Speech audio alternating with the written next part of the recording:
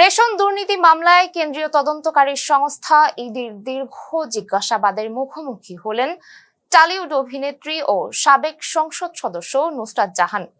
গত সোমবার সিজিও কমপ্লেক্সে প্রায় 8.5 ঘন্টা জিজ্ঞাসাবাদের পর বেরিয়ে এসে সরাসরি গণমাধ্যমের সাথে কথা না বললেও সামাজিক যোগাযোগ মাধ্যমে একটি ইঙ্গিতপূর্ণ পোস্ট দিয়ে নিজের অবস্থান পরিষ্কার করেছেন এই অভিনেত্রী।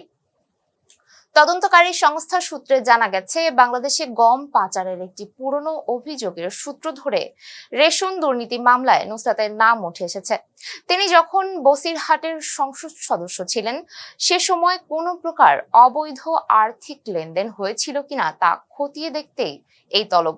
জীবন অবাক না করলে কে করবে? 28% মিল্ক ফ্যাটের অবাক করার সাথে ফ্রেশ মিল্ক পাউডার। জীবন অবাক করুক প্রতিদিন। এদিকে জিজ্ঞাসাবাদের রেশ কাটতে না কাটতেই নুসরাত সামাজিক যোগাযোগ মাধ্যমে কয়েকটি ছবি পোস্ট করেন।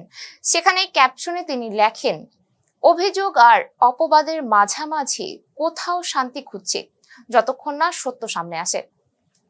একই সাথে সমালোচকদের কড়া ভাষায় পাল্টা চ্যালেঞ্জ ছুড়ে দেন তিনি।